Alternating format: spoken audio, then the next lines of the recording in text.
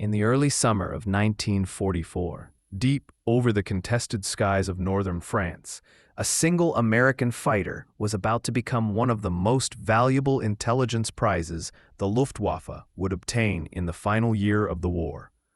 On June 6, 1944, the same day Allied soldiers stormed the beaches of Normandy, Lieutenant Thomas Fraser of the United States Army Air Forces found himself flying a P-51 Mustang that began behaving unpredictably. Mechanical failure forced him to break formation and descend, alone, vulnerable and dangerously close to enemy territory. His aircraft, known affectionately among his squadron as Jerry, began losing power. The engine sputtered, seized, then died entirely. Fraser had no choice but to glide down through the low clouds, scanning for any stretch of open ground that could save his life.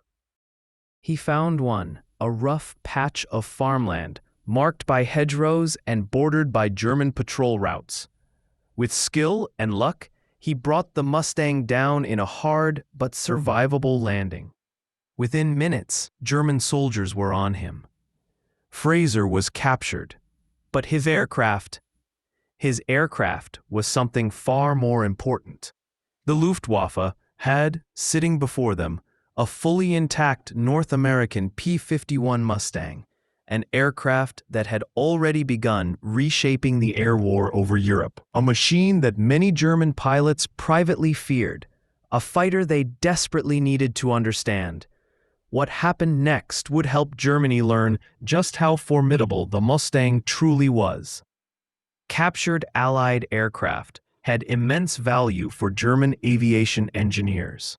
If they could test them, fly them, dissect their strengths and weaknesses, they could develop counter-tactics, perhaps even find a flaw that could be exploited. Fraser's P-51 was recovered, repaired, and transported north to the Luftwaffe's Advanced Testing Center at Rechlin, the heart of German aviation evaluation. There, one of Germany's most respected test pilots awaited it, Hauptmann Hans Werner Lerche. Lerche had flown nearly every Allied aircraft the Luftwaffe had captured: Spitfires, P-47 Thunderbolts, P-38 Lightnings, B-17 bombers, and more. If anyone could understand the Mustang from the inside out, it was him. When the Mustang arrived at Rechlin, its olive-drab American markings were painted over. The Luftwaffe applied their own distinctive test colors and gave the aircraft a new identity, T9 plus HK. To the Germans, it was no longer an enemy aircraft. It was a subject, one to be flown, measured, dissected, and evaluated. But to Lerche, it was something more than that. It was a chance to judge firsthand the machine that was beginning to dominate the skies.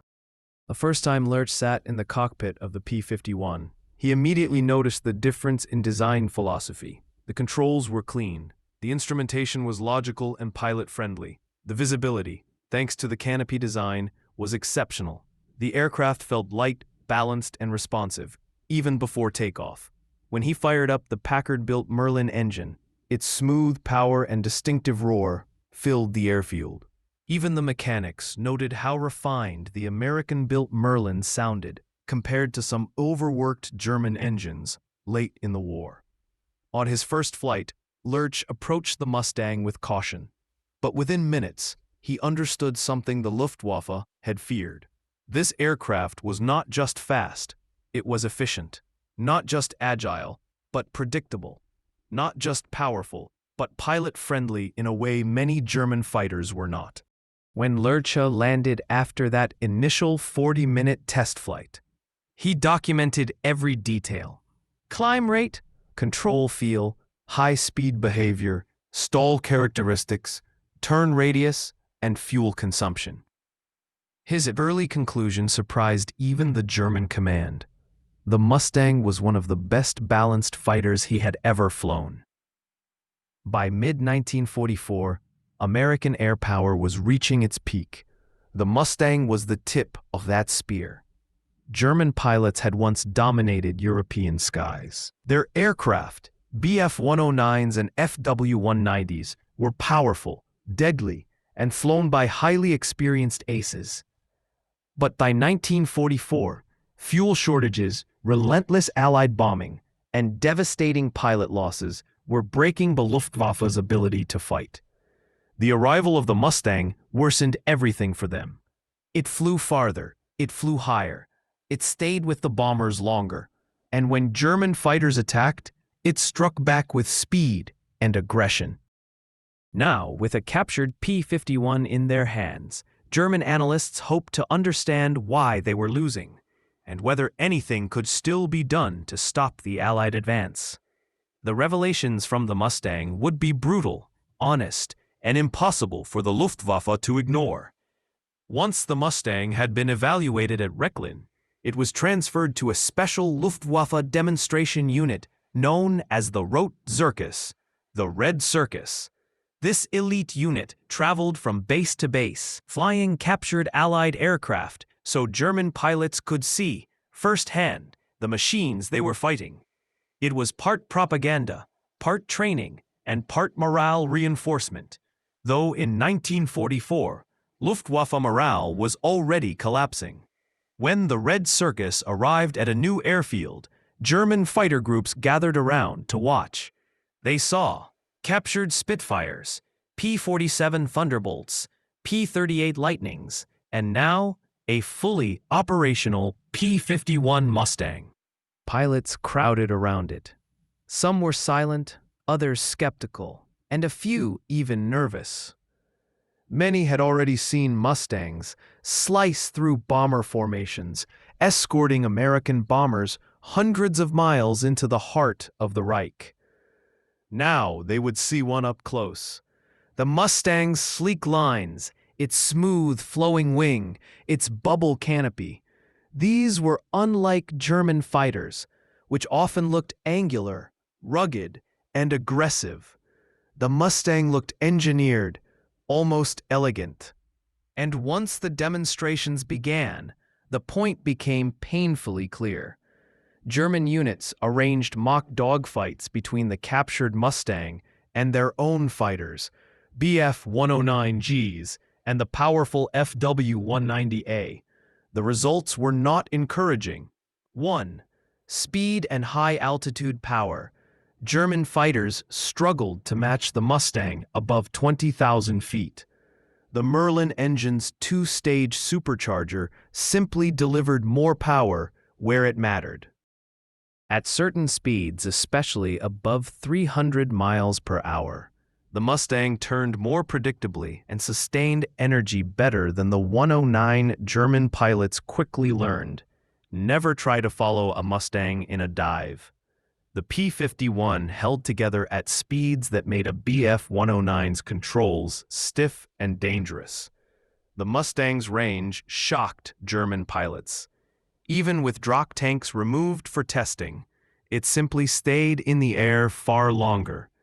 In combat, this meant the Luftwaffe could never predict when an American escort would appear. Mustangs arrived without warning, stayed longer, and followed German fighters home. This was the nightmare German aces had been describing for months. Now the Luftwaffe had proof.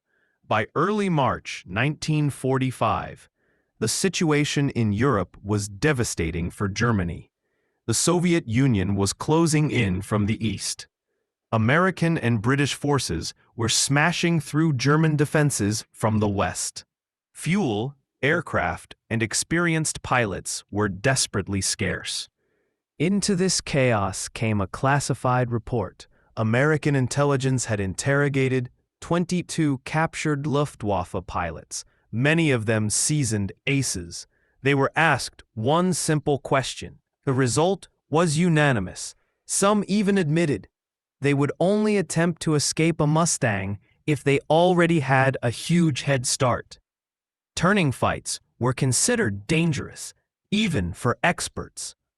The 650 caliber machine guns were described as deadly accurate, with overwhelming volume of fire. The Luftwaffe had spent years developing tactics to counter American aircraft. They worked against the slower P-38. They worked against the rugged P-47, but they no longer worked against the P-51. The Mustang was simply too good, and the Luftwaffe knew it. By the spring of 1945, the Luftwaffe was no longer a powerful force. It was a scattered collection of inexperienced pilots, grounded aircraft, and empty fuel tanks. Most airfields were cratered from Allied bombing. Most training facilities were destroyed. Most veteran pilots were dead. Those who did manage to get airborne faced overwhelming odds, 5-1, 10-1, sometimes even 20-1. And many of the American fighters they faced were Mustangs. The Luftwaffe's defeat was no longer a question. It was a mathematical certainty. But one more revelation remained, a human one. Lurch survived the war. After Germany surrendered in May 1945, American officers quickly realized how valuable he was. They interrogated him extensively, wanting to know how German aircraft compared, what he thought of American fighters, and especially what he thought of the P-51. He told them the truth: balanced, reliable, fast, efficient, deadly, but only in the hands of those who needed it to be. To Lurche, the P-51 was not an enemy. It was a machine, and a very well-designed one.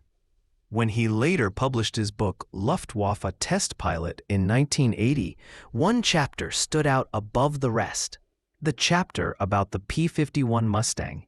It was one of the longest, most detailed descriptions he ever wrote of an Allied aircraft.